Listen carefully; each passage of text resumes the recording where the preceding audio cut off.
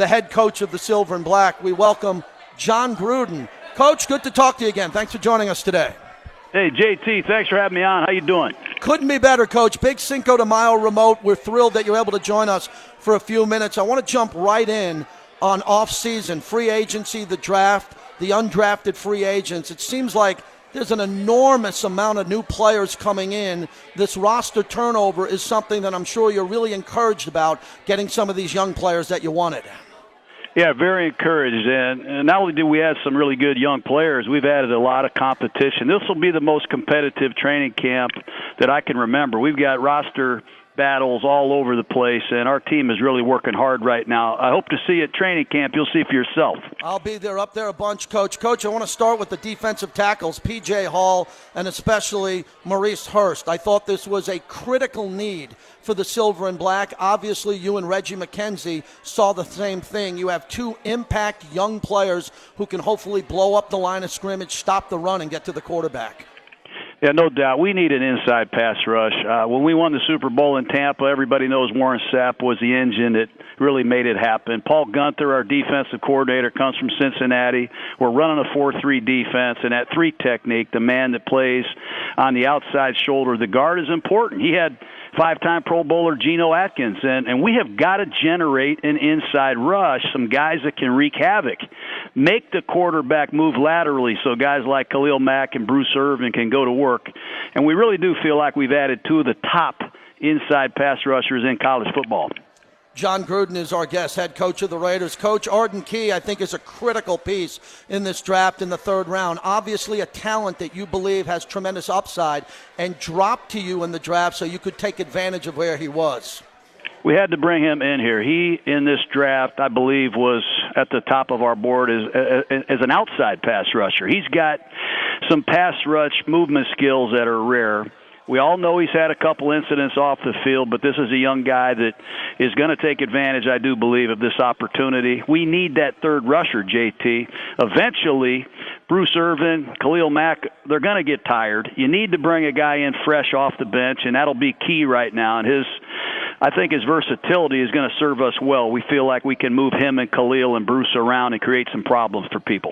Coach, you talked about it yesterday after practice, and you addressed the media up there in Oakland about the issues and the critics out there. Clearly, this is a player that you believe, with the right mentors, with your staff and you being a leader of this team, anyone who's had a problem in the past will turn it around now with the Silver and Black. Well, we're going to give them an opportunity. We've got a great coaching staff here, guys that are outstanding leaders. We've got some real strong football character in our locker room. We just added one of the best locker room leaders in all of football yesterday in Derek Johnson.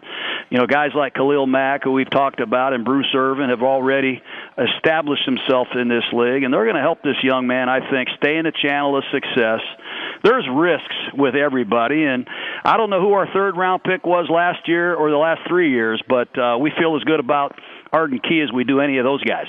Jon Gruden is our guest. Coach, Garyon Connolly, you addressed that. He's close to coming back. Obi Melanfanu last year, but the haul that you've had in the offseason with Leon Hall, Rashard Melvin, Darryl Worley, this is what I needed to see. This is what fires me up, is the ability to have this level of competition in the defensive backfield coming into camp.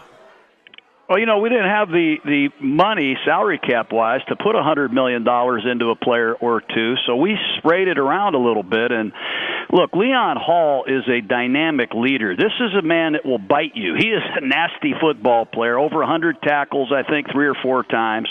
He understands Paul Gunther's scheme. He's got a lot of locker room presence.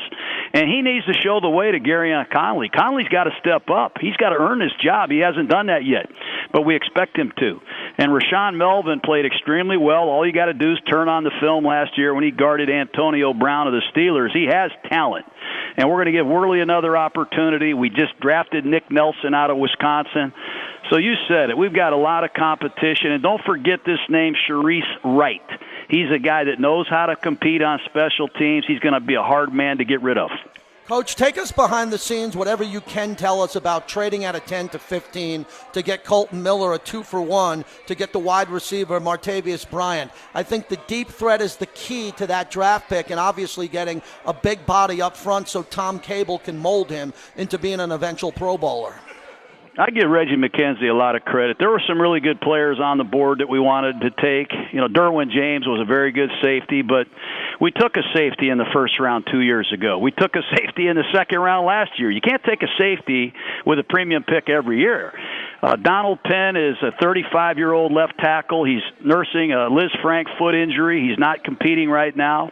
We let go of our right tackle last year. One of our tackles just got suspended for the first 4 games of the season. We needed to address the tackle position.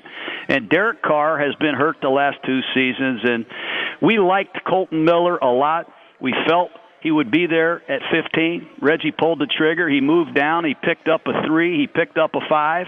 And that trade not only netted us an outstanding young prospect on the blind side of Carr, but it got us a premier deep threat that we have not had here.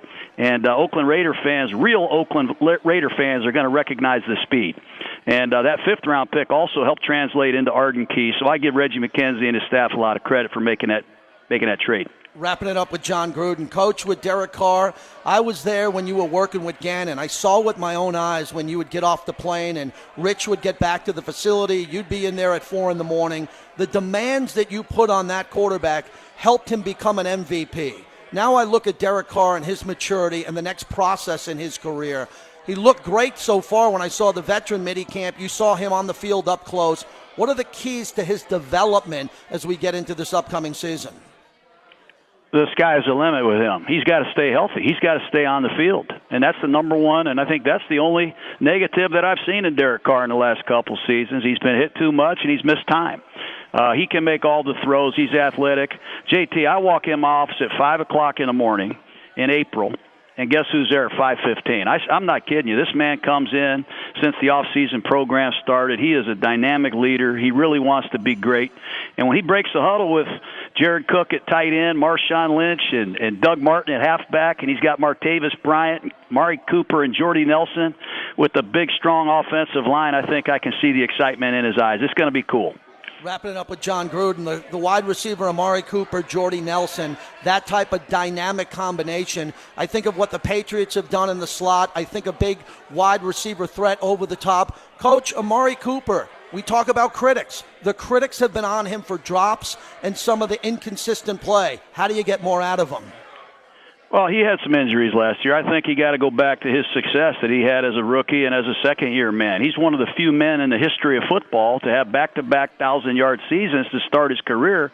We got to quit changing coordinators. We got to quit changing head coaches. Hopefully, I can last more than a year, and we can put this system in place, and he can develop. But when you keep changing the system and changing the coach and changing the way you practice, it is really hard, not only on a quarterback, but it's hard on a young wideout, and I think that has had something to do with his setback.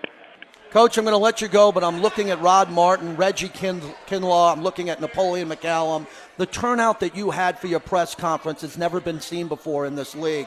Leave us on this note. What does the Raider Nation mean to you, these alumni, and this whole experience coming back to Oakland?